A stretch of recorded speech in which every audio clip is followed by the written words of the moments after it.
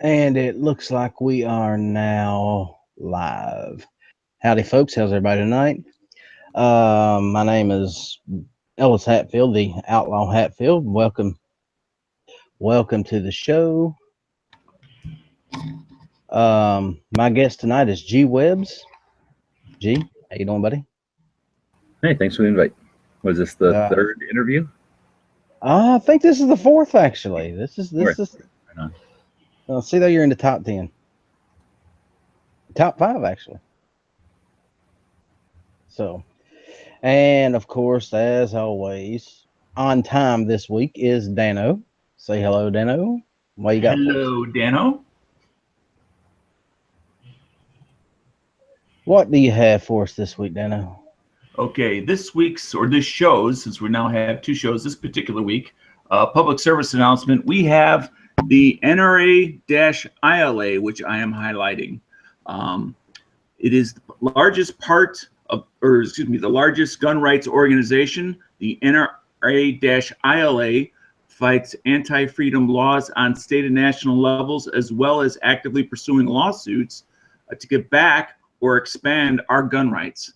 If you want to support the NRA-ILA and or possibly get voting rights within it, you must be a member for 5 or more years or a life member. Annual memberships currently are approximately $40, but if you do some searching, you can often find discounted memberships online. So I'm going to go ahead and address the elephant in the room. If you are currently very unhappy with the NRA or the NRA-ILA, I would strongly encourage you to take whatever money you in the past you were putting towards that organization and put it towards one of the other organizations that we have talked about on Ellis's show so far, such as Gun Owners of America, a Second Amendment Foundation, Jews for the Preservation of Firearm Ownership, plus many others that are out there, many of which don't even have dues. If you're really unhappy and just can't swallow that pill, please don't stop supporting and fighting for your gun rights, because we need everyone's help. Just find an organization that fits what you're looking for and put your efforts towards that one instead. And on that, I want to say thank you. And that is this public service announcement. Back to you, Ellis. Thanks, Dano. And ladies and gentlemen, I have to applaud Dano. Not only was he on time, he was about 7 minutes early. 8. I'm impressed. Yes, I amazed myself. I came out of the fog of time zones. So I think he deserves an applause for that one. Let's all put our hands together and Hey. hopefully he'll make a habit of showing up early. Yes, I will do my best. How you doing, Phoenix? Ghost is out there on the YouTube side. Phoenix, who else is out there? If you don't type, I can't see you on the YouTube side. And on the gun channel side, we got a pretty good house. We've got Night Strike, DF2 Dot, Dano, of course, Moon Food, Raphael. Not a bad start for the evening. GWebs, how you doing, man? Good. So, what's going on with you? Anything new? Anything exciting? I don't know. No, not really. So you put out a video yesterday. Okay. It sort of caught my attention.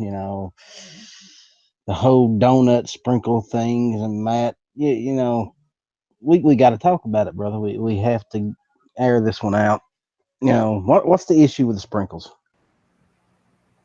Nothing. Just that there's tension out there, and Matt brought up his dislike of them. So it's just a way to break some tension and play around. Something inconsequential, really. Well, see, I did make a response video. I'm sure you've seen it. And in all fairness, I like donuts with or without sprinkles, but it's a choice thing, man. It's a choice thing. We gotta let Matt have his non-sprinkled donuts. I guess. Yeah. So the gun show Lupo tour. How's things been going there? Any updates? Anything coming up? At this point, it's just dealing with the 300 gigabytes of data we got on the road for 36 days. So learning from that and getting things sort of sorted so that the videos will be complete. You know, we have elements like from the dash cam, video from the dash cam, photographs, and then videos with the cameras, and then little things like when we'd show up to a place using the GPS, I would do like a screen capture of the Google uh, little map thing because it gives you the address and stuff. So just gathering up all those things from all the various sources, and then all the various places we backed all that stuff up again, you know, along the way. That's been basically just that kind of work, busy work, and then it'll be a whole bunch of time posting videos. I think there's gonna be like something like 80 videos from the tour, and that's just plain, you know, a video about this, a video about that.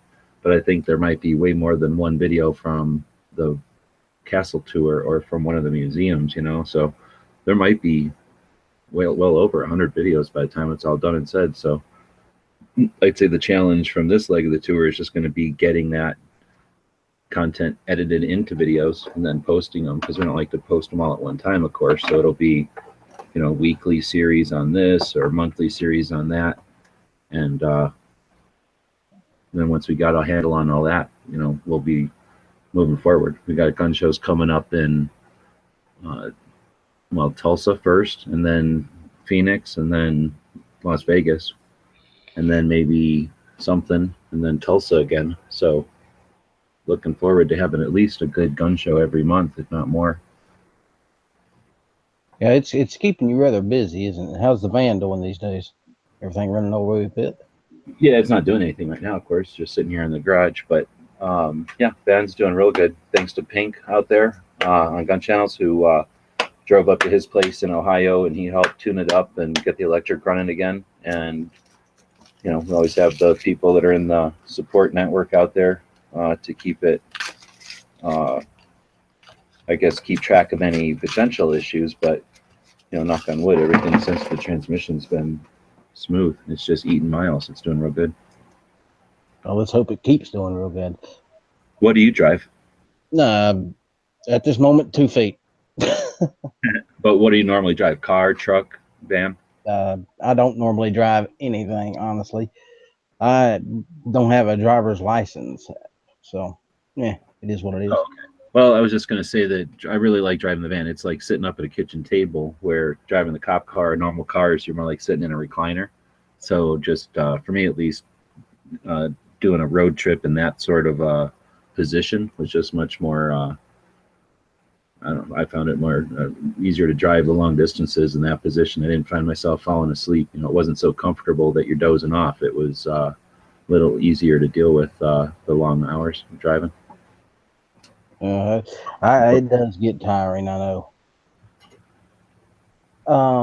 How many gun shows have you, or gun shops, I should say, have you actually been to over this last few months?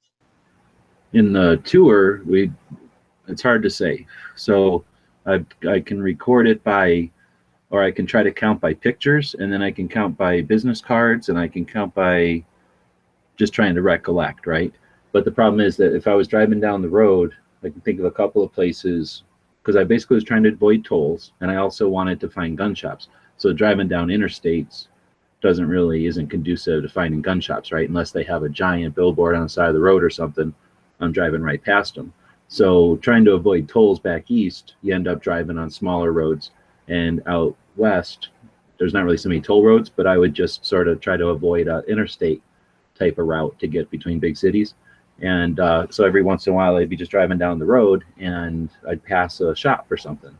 And unfortunately, well, some of those times, I don't want to say all the time, some of those times they were open, and they were some of the best, like I call them targets opportunity. I didn't know they were there, just totally found them randomly, and they were really neat. But most of them were really neat. But a couple of them weren't, and a couple of them were closed. So there's a couple where, you know, they told me to pound sand. They didn't want pictures of their shop out there, so I don't have their business card. So, you know, it's long answer is probably 50-ish somewhere right now. I think it's 43 if you count business cards, but like I say, I don't have a business card if they were closed. A couple of them are out of business. Like Google Maps took me there, but they don't exist anymore. You know, they're long gone. And I'm still planning on doing videos and stuff like that, because that's part of the tour, is the lack of gun shops, or the fact that gun shops are going out of business. You know, that's all part of the goal here, is to get people aware of their local gun shops. And if we ignore them, they will go away. You know, there's no grants or anything to gun shops. If they don't sell enough guns, the government steps in and pays for them to be there. There's nothing like that. So they're just gone once they're neglected. You know, that's why, you know, it's very important to support these local shops. You know, even if all you do is, you know, go in and buy a set of, you know, earplugs or something, buy something. Well, yeah, I mean, maybe it's, what do you call that? What is that thing called where you do like the Secret Santa, I guess? You know, if you got something like that coming up, or it's a teenage kid's birthday or something, or maybe a girl's birthday and you're looking for a unique present, yeah, go get her a set of hearing protection that don't have to come out of her dad's gun room or something, or shouldn't have to use her brother's or something. You know, make it more enjoyable for somebody. Or if you got like a kid, again, go get him his own set of Ear Pro, or his own set of safety glasses, so that, you know, shooting is more of their thing. There's all kinds of little stuff like that you can budget in to keep your little shops kicking. Ammo makes great stuff. It's stocking stuffers. Always can't go wrong. Too buying the wrong flavor, that just gives them an opportunity to buy a new gun. Buy a new gun, exactly. See, that's how you think about this sort of thing. You know, oh darn, this is 40 caliber. I don't own one of those. I will next month.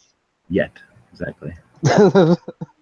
But I will next month, because now I have a reason to. What was it Sean said earlier? We're all gun-ablers. I think that's true. I think that we all support each other's habits, or at least push us further into them. Hey, look, that's a cool AR. Why don't you go buy that one? Of course, some of us are doing better in that department than others, but it is what it is. Now, what were some of the museums that you really enjoyed going to? Well, I hit 6 of them. So NRA Museum is interesting only because it's the NRA Museum, so, and they change the exhibit, so it's worth going there to see what they change around and whatever new stuff they might have. But it's not the biggest one by far, and it's in DC, so it's difficult to get to, and it's got stupid gun laws in all the neighboring states. So there's issues with that one. There's the NRA one in New Mexico, which is in the middle of nowhere physically. So that one takes a long time to get to, and I can't recommend that to people unless you happen to be there, then of course, but it's not a destination that's worth traveling to. So the J.M. Davis Museum is probably one of my favorites. I have to say one of now. I used to say my favorite, but I got to find 2 others out there. Another one in Oklahoma City, from the 45th Infantry Division. They have a museum there that's a couple of private collections that they were given, and they're outstanding museum. Incredible museum. And then the Dragon Man in Colorado Springs is probably the best firearms museum I've ever seen. It's definitely breathtaking. There's no way to describe it, and I haven't even seen the whole thing. So how much of it did you actually get to see? Probably about a third of it, I think. And I only saw a third of it. I didn't really get to experience but an eighth, you know, a little bit, because we went in on a day that it wasn't normally open. There happened to be a film crew there because of the whole Vegas garbage, and he's just a really nice guy and let us go in and tag along with this film crew. So we saw like just a few little pieces of it, but in the process saw about a third of it. And yeah, again, there's no way to describe how awesome that. It's basically his personal collection / museum that he's basically his personal collection that he shares with people. So it's outside the realm of a normal museum, taken to the extreme that any gun guy, you've got to put it on your list of things to see. It's amazing. Anything he had really stand out to you? Huh? Anything that he had really stand out to you? Completely unique. Everything about it is completely unique. And the fact that you can go to that museum on a Sunday, walk out front, rent machine guns, or just bring machine guns, or just bring your guns, and there's a massive facility there to shoot at. It's just an experience that you can't imagine. 10 miles of track if you wanted to drag race around on motorcycles. Just completely, it's the essence of an American recreational activity in the firearms thing. Definitely worth checking out. It's hard to describe. I'll definitely be posting videos of it, but I'm sure there's already videos out there. Just look up Dragon Man or Dragon Land. That's what he calls the place, and it's unique. There's no way to describe something that's completely unique. Sounds like the perfect place to spend a day. Oh yeah, you need to spend multiple trips to that to experience it all. Yeah, like any good museum, right? Yeah. Disney World for adults. Oh yeah, we did go to the Wright-Patterson Air Force Museum when we were in Ohio. No, I bet that was interesting. I've been going to that since I was a little kid, so it's interesting, but no, it's not, because they took the Hobgoblin, the giant B-36, I think, bomber that we barely used at the end of the Strategic Air Command, and we had to still, carry bombs everywhere. We had this giant bomber, and one of the best things about it is they had a little jet plane that popped out of the bomb bay, and they had this little tiny plane there. You know the James Bond movie where he takes a little plane out of a horse trailer and flies it around? Yeah. It basically the World War II-ish looking version of that, maybe a Korean War version of that, but it's a real, fighter, and just the coolest thing ever. And they don't have that on display anymore. So, yeah, I guess I should say we went to 7 museums because we did go to the Wright-Patterson. And what about the castle? Castle is a whole other story. Yeah, that's super cool. Yeah, So I know you're excited about that one. We talked about that. Yeah, that was really the goal of the tour, was to get a vehicle so that I could get to that part of the country. We had attempted to go there in 2012 when we went on a similar tour, except instead of going to gun shops, we toured manufacturers. So we went to the Barrett factory in Tennessee. We went to Nighthawk in Arkansas. Went to a couple of AK manufacturers in Tulsa. We went to Masterpiece Arms in Georgia, and the AA-12 in Tennessee. So we did a whole bunch of firearms manufacturers on that tour. And when we went to back east, we had planned to go past DC and up to that museum. And we were having trouble with the cop car at the time, and funds were dwindling. I just paid for that out of pocket that trip. And, we were just eating the gases, basically. We were eating out at restaurants too much, I suppose. We just didn't budget well. So we were running out of money, so we didn't end up going up to the castle back then. And ever since, I've been annoyed because I really wanted to see that castle. So that was goal of the trip. And once I got to Chicago and lost the transmission, I figured, I'm already burning the credit cards down. Might as well keep going and see the damn castle. So after all that trouble and all that time anticipating it, it was worth every bit of hassle and aggravation and time. It was just a really, really cool experience. And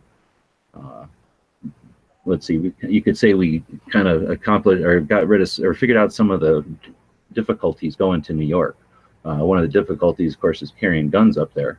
So we figured out how to deal with that, and that's a big score. So now I'll definitely be able to say I'll be back to that castle again to visit it, now that I know what to expect and how much time to give it, and now that I know what to deal with or how to deal with the guns going up there. So describe the castle. What exactly is it? So it's a little island in Hudson River. Is that what it's called? Where the West Point military, was that the Army college?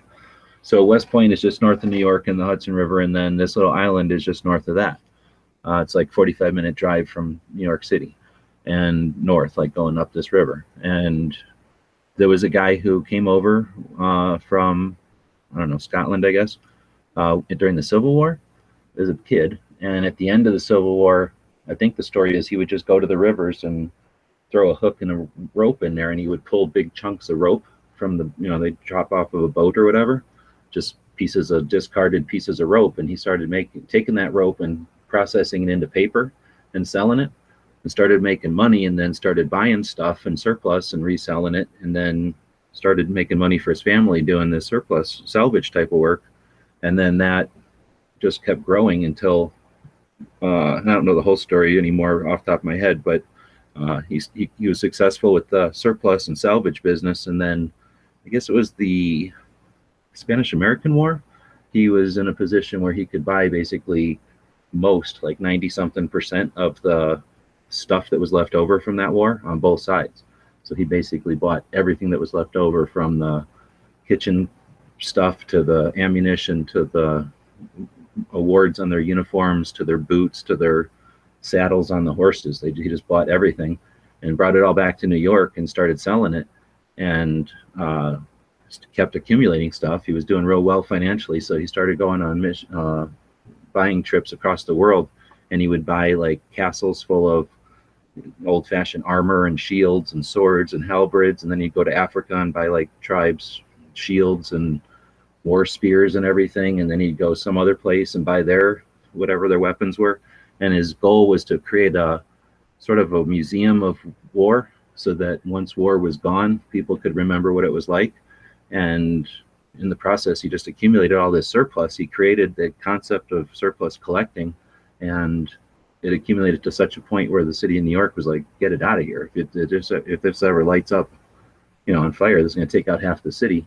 So he found this island and he started constructing some warehouses. And at some point he decided, let's make the warehouses look like an old Scottish castle. So they did.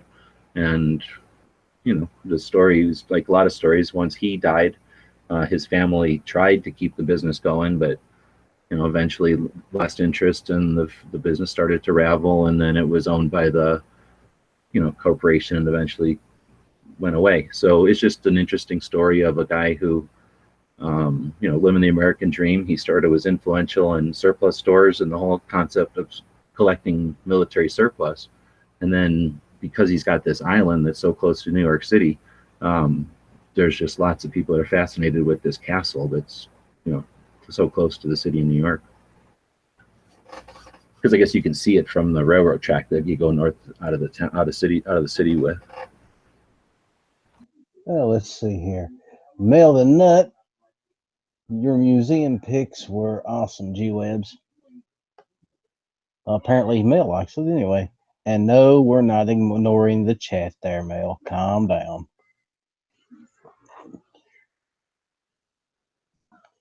He thinks that we are being rude, apparently.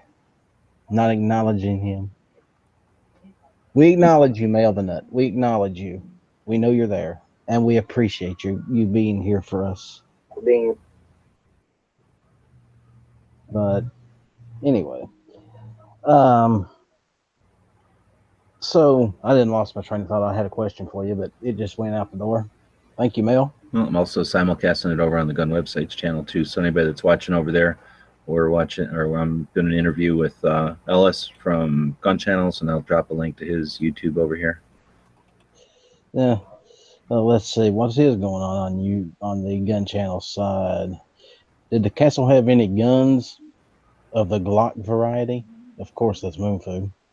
Yep, no, the castle did not have any guns of any variety anymore. So once he left the island during his lifetime, I think soon after he died, I guess, they moved the stuff back off the island to other places, and then subsequent times after the place has been sold or whatever, people have gone through and combed the island for any ordnance, because that was always a concern, that a piece of ordnance might be somewhere that's dangerous.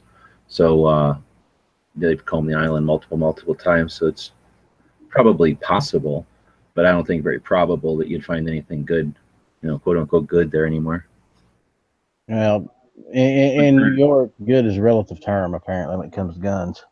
Well, there's been explosions, so it's possible that something awesome was blasted free of the ordnance room or something in an explosion, and then blown somewhere on the island that wasn't just anywhere near where they expected it to be.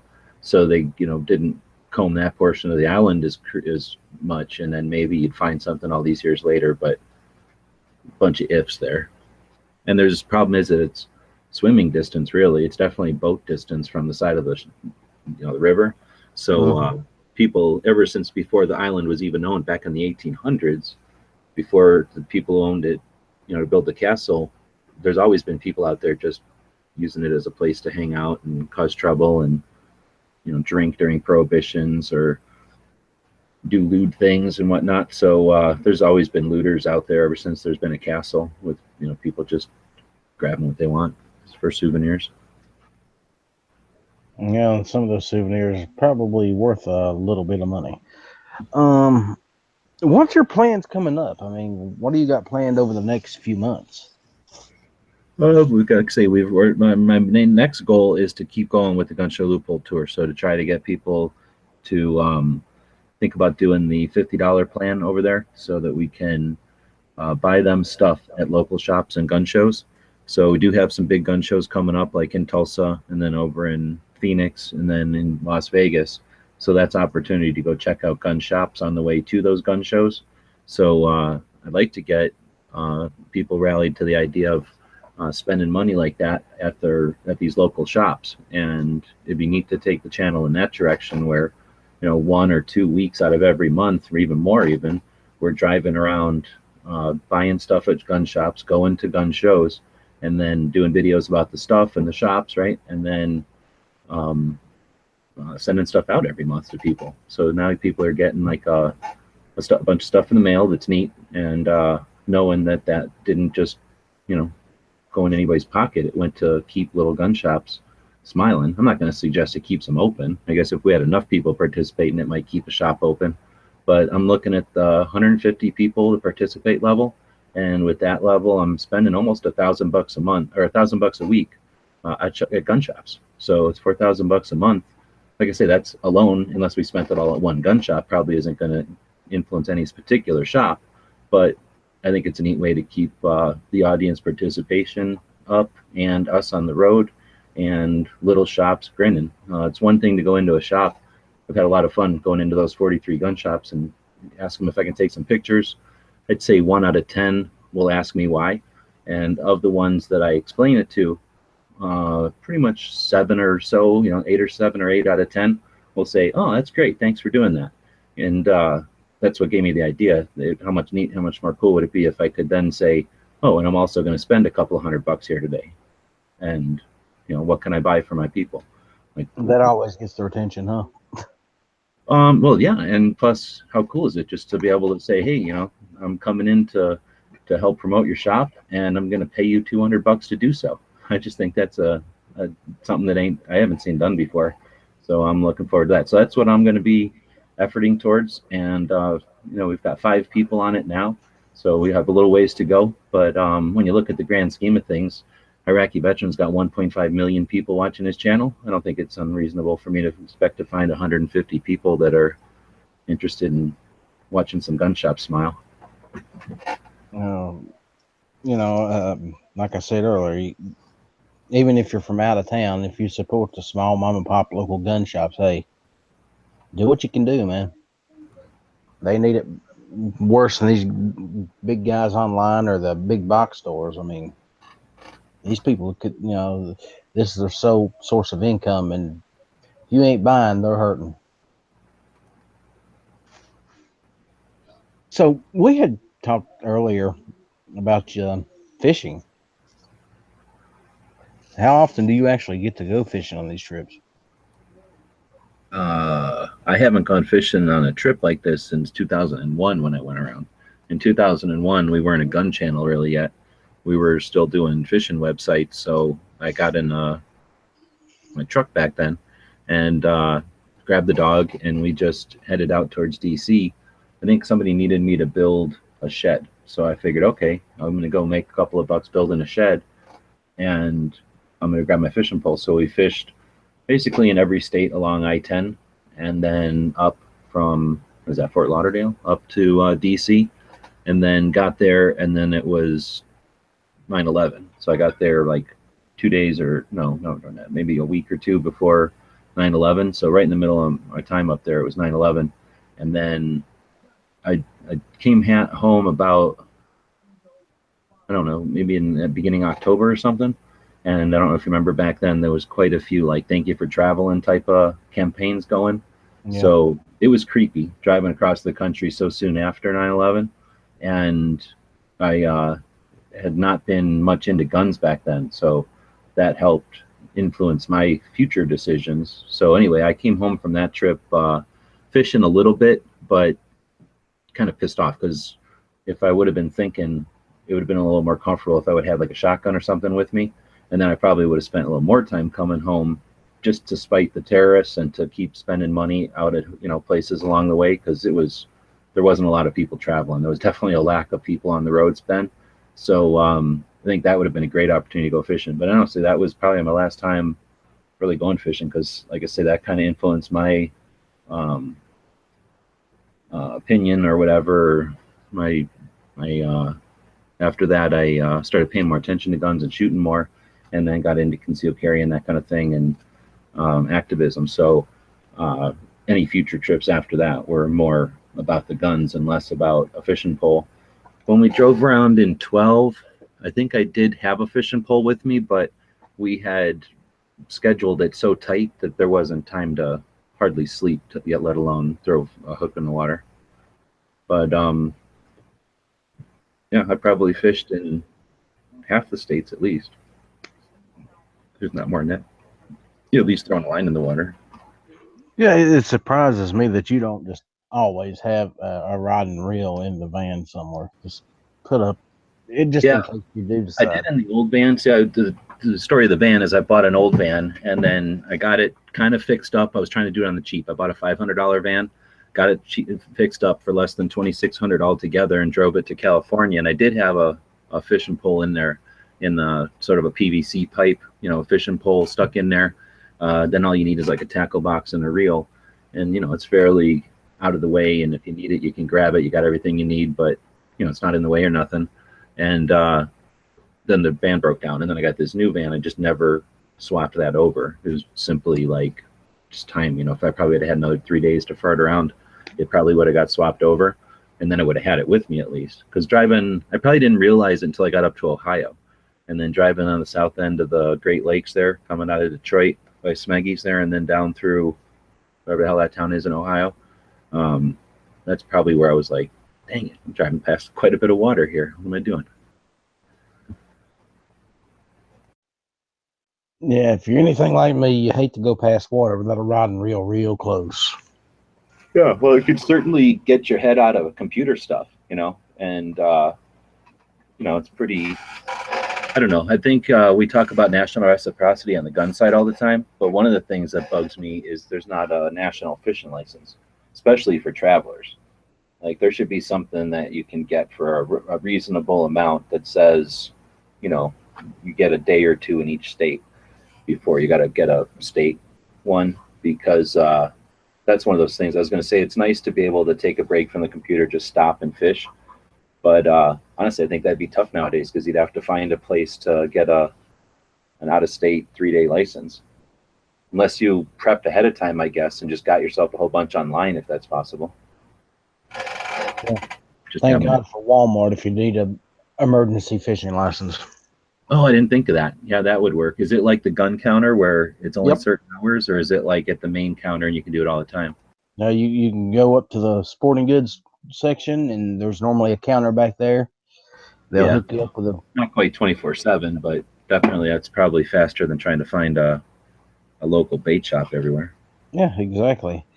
And I'm not a big fan of Walmart to begin with, but they do serve a purpose from time to time.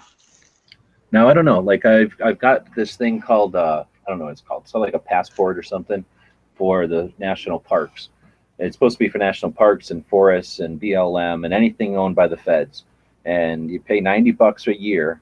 And I've already owned it for a few months, and I haven't been able to use it at all because every place I went in those 18 states, well, I shouldn't say every place, but pretty much every place I went east of Oklahoma, you guys don't have national forests that much, and you don't have national parks. You have little tiny ones, I guess, but almost everything is state. So my national passport didn't do me any good. I'm hoping to utilize that thing though out this way, and I might be able to go that way if I'm camping on national land. I might be able to get some fishing in. throw it be in one state and like go to Colorado and Utah or something, and then I only have 2 permits to get. Now you hit on 9/11 earlier, and that's a day that stands out in most people's minds that was alive at the time. It was it was a day that opened a lot of eyes. That we're not as safe as we think we are in this country. Um, what went through your mind? What was the first thought that popped in your head when you flipped on the news or turned on the TV and heard what was going on in New York? Well, I was on vacation, you could say. I was on that road trip, right? So I lived out here in Tucson, and I was in DC probably, I don't know, 4 or 5, 15 minutes max, like drive from the Pentagon. So whenever I woke up in the morning, I was watching the news, I think, or the news was on, and how everything flipped to this crazy thing happened. An airplane hit a building. Like, how crazy is that? And everybody was talking about it. And by the time you figure out, all right, this is going to be the news today, the second one hit, and then everything was different, right? Everybody knew this wasn't an accident, a random thing. And then DC happened, and then it was more of where are your people, right? Like, now what's going on? Where's your people?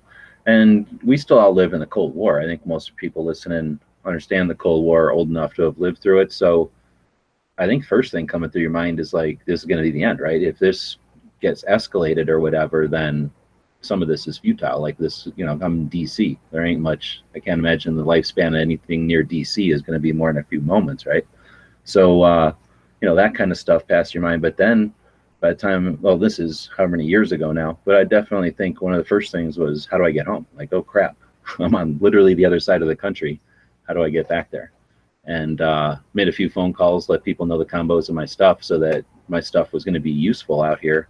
But then it was just trying to figure out when and how quickly and that kind of thing. Like, there was no way to know if it was still going or if it was going to be the beginning of a bunch of stuff or what. So I was in a little bit different situation, like, because I happened to be, on a road trip, pretty much 2,000 miles away from where I started, or more than that, maybe. I remember I had went back to West Virginia and I was with mom and I was in bed asleep. And I remember her coming and beating on the bedroom door. And I jumped up, ran out, and what's going on? What's going on? We've been bombed. And the first thing that popped in my head was, oh, dear God, some idiot done hit us with a nuke. And then, of course, I turned on the TV and I found out what was really going on. And I was like, well, wow. And for a while, like everybody else, probably, I stood in front of the TV in a state of shock, wondering, well, how the hell could this happen? And it was like I said, it was an eye-opening experience. Wow, this is the United States. This is not supposed to be happening. And then you understand, well, there are bad people in the world who have bad intentions and can and will do bad things. It's just it was a very long day that day. And that's what brought you into the firearms world. Oh no, I had grown up with firearms, and then after the military, kind of got sick of them basically, and was just more playing around. Being a young kid, just got out of them and didn't really hunt much or nothing. And then that's why when I went on the road trip, I was like, yeah, normally I'd bring a shotgun at least, probably a rifle and a handgun or something. Just your normal stuff you'd shoot with. And the people I was going to was in DC, so can't have them there anyway. Plus, they're not super gun people. So I was like, yeah, big deal. I'm going fishing more than hunting. So it got me resolved to like, we don't live in fantasy land here. No, we certainly do not. You may not want bad things to happen, but that doesn't mean bad things don't just happen. Well, no. And here's the thing, you can't be naive to think that something like that cannot happen again. because, like I said earlier, there's still bad people in the world who have bad intentions, and that's all you need. You know, if somebody's determined to do damage, they will find a way. Well, and if you alter everything and give them like an echo or like a consequence, then you just encourage the next one. So the best thing you can do is just keep on keeping on and do everybody's best to ignore it, acknowledge that it happened, like you say, and just it can happen again, but not live in fear of it. Otherwise, they win. Well, it's, yeah, I've said the same thing about all of these mass shootings. You know, especially when it comes to kids that's doing it. You know, you hear these stories, and then the first thing the press wants to do is put these people's names out there, and they almost glorify these people. You know, they make them famous, and for some reason, I'm thinking that that's what these guys want. It's a one-up thing. Okay, well, the last people killed 15. I'm going to go kill 20. My name's going to be in the history books, and I think that's part of the situation. I mean, I could be wrong, but I think that you get these people who are depressed, upset, pissed off for whatever reason, and they feel like the world's just not being what it's supposed to be for some reason or another. So they're going to go out and kill a bunch of people and make a name for themselves. Stop. I've said it before. The press needs to stop making these people famous. This happened. Yes, it's tragedy. Yes, don't give names to the faces. You know, stop reporting it the way they report it. And like I said, I'm just a hillbilly from West Virginia. I could be wrong, but that's just my take on it.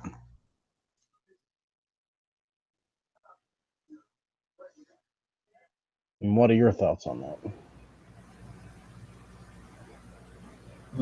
Yeah, I mean, I hear you. I'm not going to suggest there's any rules that need to be placed or nothing, but yeah, I think most people I know are of the same attitude that we don't need to repeat the murderers' names.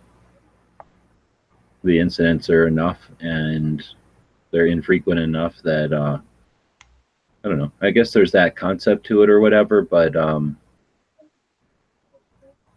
I don't know. So, what was it that really got you into the fight with the Second Amendment? What is it that finally pushed you to the point where you said, "Okay, I'm actually going to get out here and do something"? That's a good question. I imagine when I figured out that by playing around on the internet, we're creating audiences that are large enough to have influence. So I played around with the internet because it was something to do at first, and I enjoy playing with tech to some extent. Like anybody, it's neat to see what the new stuff can do. I like to use things in alternative ways. So when we were first starting with just doing websites and different web applications, doing something that was meant to do this in a different way so that you could accomplish a different outcome. That's always been interesting. So as I was playing around with it just for the enjoyment of playing with the tools, and then we started to create things that were useful. We like, I don't know if I talked about it here, but I've been talking about it recently. When we started this whole thing, it was really just a way to keep in touch with a close group of friends that started to move away from each other just so we could share pictures of fish that we caught or the lakes that we went to, or the campsite or something like that. And as we did that, the sites started to get used by other people who were looking for information about those lakes. This was like in the 90s. So this was still when the internet was kind of becoming a thing and people were figuring out they could leave AOL and go use the internet.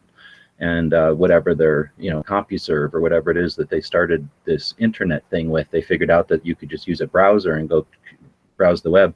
So as we started to create pages that were being used and we started to get numbers out there, I figured instead of just playing with the fishing and stuff, we would add the shooting to it, add that element to it. And I knew from growing up out east that there was plenty of people out east that just don't have the opportunities we have out here, the distance of the ranges we've got, the access to some of the collectors that are out here, the size of the collections, and the way that somebody who owns a large collection of firearms out here can use them. You can own a large collection of firearms back east, but unless you live on like a farm or some sort of land, you really can't, use them, enjoy them the same way somebody can out here who might own a ranch and just literally opens up their back door and starts shooting.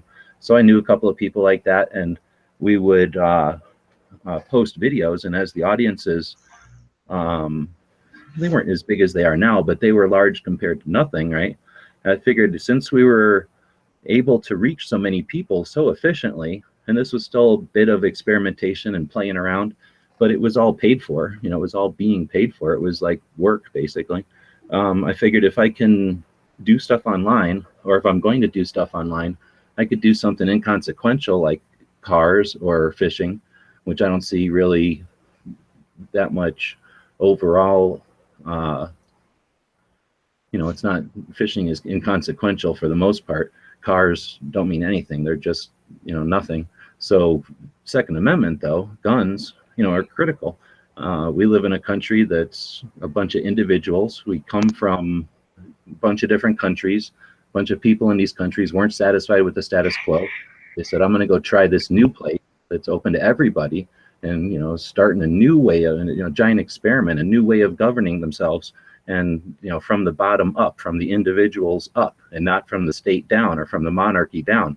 So we come from a country that's rugged self-individualist, people that have their own liberty.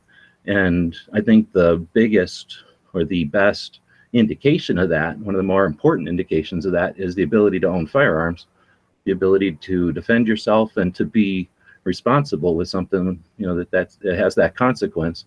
And again, I figured if I was going to do something online, I'd rather do something that has consequence, that has worth. So if I can play show and tell online and make money, I'd rather play show and tell with guns, because I figured the more we can show just regular people having enjoyment with guns, recreational enjoyment with firearms, it's less explaining that we have to do when they say, why do you need to own an AR-15? So some of those questions or concerns come from other countries, and the internet gives us a way to distribute content out to the world. So I guess whenever I started building websites and I decided, okay, this is something I'm going to do and I'm going to put time into it, I want it to have consequence. I want it to have some bigger meaning than just playing show and tell. So that's why, I guess that's when I became an activist. And then, like I say, with that in mind going forward, just to share everything and just to be a positive influence or a positive example of firearms ownership, we got to a point with YouTube where our audiences were massive. And I'm not going to say my audiences are massive, because I know people with much larger audiences, but I know these people, and these are human, just regular old people that started out with similar, intentions as I did, just to share and to explore, and ended up with huge audiences. And when 2012 and our attacks on our rights started because of Sandy Hook, the experience of watching those individuals who I knew were just regular people banded together and were able to get a message out there that had consequence, I was hooked. At that point, I'm done. Not only are we doing something that has value, but we literally are doing something that, at this point in history at least, is pivotal. Like, we can literally have influence. So I think it's a lot of fun to be on the internet right now, especially in the gun area. I agree with you wholeheartedly. And what you was talking about Sandy Hook and how people band together then, well, it's time to band together now. And, Never Enough Ammo and several others are out there, and they're trying to get things rolling in that direction, and they need all the support they can get. So with that being said, we're going to turn this all over to the audience and see if there's any questions for you. How about that? So if you've got a question for GWebs, let's see it. Shoot it our way. We'll be happy to answer anything, him or I. Over on the gun website side where I'm simulcasting your show, Mad Sexy's asking, what was on this tour, what do I miss most? And I would say just doing it. So I've been on the tour in 2012, and that was probably the closest experience I've had to it. And that was basically taking a bunch of money that I already had made. So I had, this money, this couple of $1,000 bucks, and I figured it would cost X amount of dollars to drive the distance. and then there was this slush or whatever, this extra money for food and whatnot. And then we set out, and we, like I say, we scheduled it to meet some different YouTubers, because back then it was also an effort to, you know, unite these audiences to do something useful with this effort that we're putting out there. So there was that goal, and then of course to see all these manufacturers, and then to not dawdle, you know, right? We're not doing it on vacation. We were trying to make better channels out of it. So anyhow, whenever I did that one, it was a challenge of scheduling and follow through, right? It was work. So this time, it was definitely similar, but I ended up driving too much and trying to do too much, which is, you know, just what happens when you don't have an actual plan and an unlimited budget. You know, my nature is to try to be as efficient as possible, and that means if I can, you know, if it's 4 o'clock and I can still get to another gun shop today, I'll give it a shot.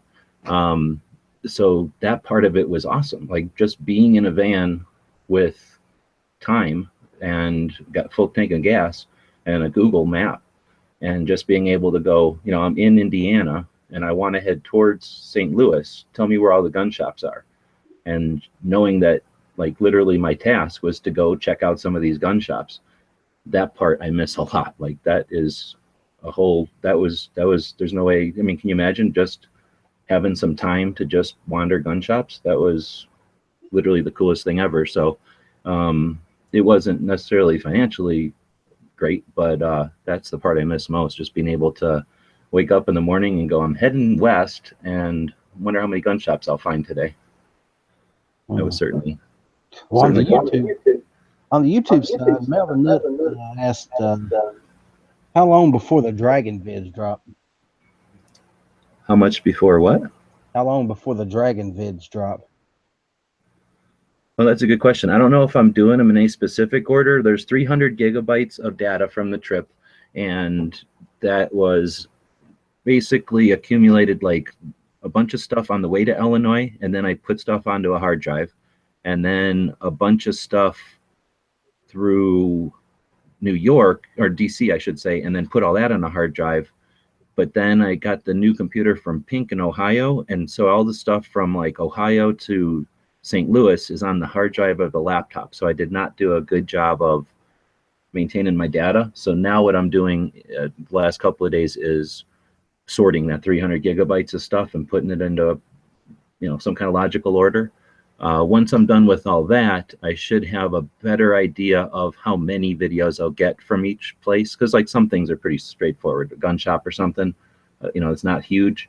There's just not a lot to talk about. One video. But like a museum, there might be 10 videos from that museum or something. So when are they going to drop? I still am kind of organizing everything. And then once I have an idea, let's say I have 10 videos coming from Dragon Man and 10 from another museum and 10 from a third museum, I'm going to try to do them like whenever, you know, rotate them. So when will they start to drop? At some point, and then it'll be, you know, not randomly, but rationed. I'll try to put, you know, I won't put all the Dragon Man ones out first and then all the J.M. Davis. I think it'll be cooler to drop, you know, rotate through them or something. This is an interesting one. If I can find it here. I just lost it. It's from the Gun Channel side.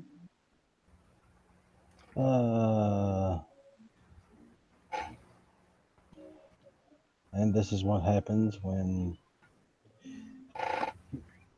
not as technologically sound as you should be doing this. So, what is your top 5 gun museums? Which 5 stood out to you the most?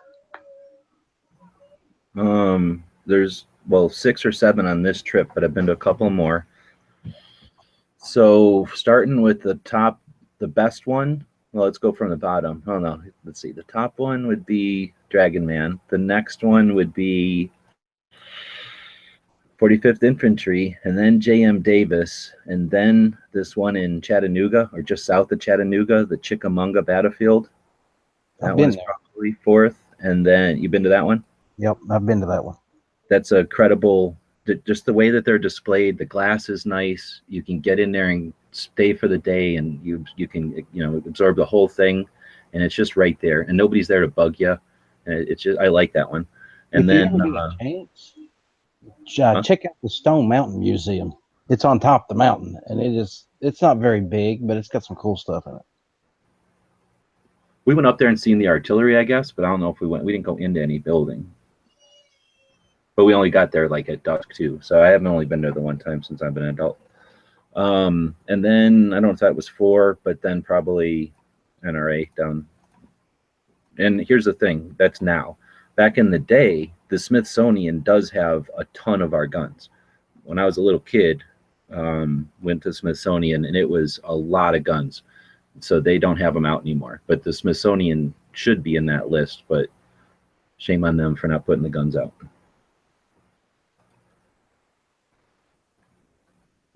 Here's one from Dano over on the Gun Channel side.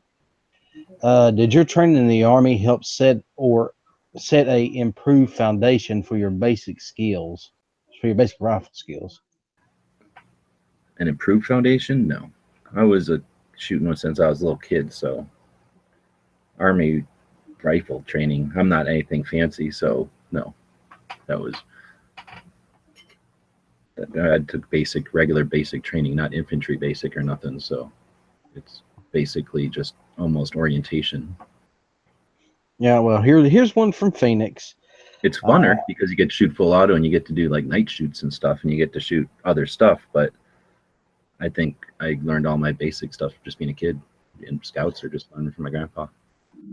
Here's a question from Phoenix over on the YouTube side. How much does GWebs have to pay the human? Only Phoenix would ask you this question. Only Phoenix. And notice that no answer is forthcoming. At the Outlaw Hatfield of GWebs, this one's from Ghost. What is the one shop or museum that you haven't been to yet that's on your bucket list? Well, that's another good one. I'd have to think now, because the one thing I would have said was the museum, was the castle, because that's been bugging me for a long, long time. There's some giant stores in Florida. I haven't even been down into that peninsula in a long time. There's a giant store in Georgia that I keep hearing about from D.B. Cooper. That's supposed to be a giant gun shop. I can't think of anything on the West Coast that I've missed. So I think Georgia, and then whatever's going on in Florida. I've never been to Palmetto State Armory either. I think that's probably worth checking out. You know, I live here and I haven't been there yet, so that's definitely on my bucket list. I don't know if it's necessarily because it's so big or awesome. It's just that because they've got such an influence on everybody's purchasing in the last couple of years. And then as far as museums, I still haven't gone to the NRA's Stupid Sporting Museum in Springfield, Missouri. So I still have that museum. And there's a whole bunch of military museums that I still haven't checked out. Whenever we were driving around in 12, we planned to go to all the military museums, and Obama, in a budget cutting thing, had shut down most of the military museums. Cut off their hours, basically. Didn't close them, just didn't let them open anymore. Yeah, don't that suck? To me, that's like trying to shut down history, and it just drives me nuts. I mean, I guess I can understand it when it's a budget thing and there's priorities. Then yeah, okay, a museum is extra, but run it with volunteers. So get rid of the paid people. You don't need to be researching stuff. Just keep it open with volunteers. All you gotta do is dust and make sure nobody steals anything. Have somebody secure the place. Hire a couple of cheap security guards. There you go, man. Well, ladies and gentlemen, it is 9:01. And I'm fairly certain that Yankee is about to get started over there. So we are about to cut this one short. GWebs, man, I really enjoyed tonight, and I thank you for coming on the show. You bet. Thanks for doing it. And people can watch you for our channel over there on the Gun Website side. You're doing a show on the regular now over on Gun Web channels. over on your YouTube channel, which is the Outlaw Hatfield. Yep. So like it says on the screen. And you do a show on Tuesdays and then on Thursdays. Am I missing one? Nope, that's it for right now. Right Yeah, on. Well, I working appreciate on you adding to inventory. the schedule. And I like the idea of this interview format. It's pretty cool. Looking forward to seeing who else you bring on. Who do you got coming up? Well, I contacted a guy from Muddy River Catfishing today, Chris Flores. I'm trying to get things worked out with him. I think that that one's pretty much confirmed. I've also got, I'm talking to Steve Douglas. I sent Yankee a message trying to get him on the show. So we're just going to see where it goes, man. I want to get a lot of different aspects of people on here, from all walks, not just gun people. Because, if I can get somebody on here that's really not into guns, and then, hey, they hear Dano's opening, public service announcement, and they see the gun channel thing, maybe they'll get interested. Maybe they'll say, hey, this is something I need to look into. I agree. Let's just open it up and see where it goes, and have fun with it. I mean, for anybody that doesn't know, I don't write anything down for these shows.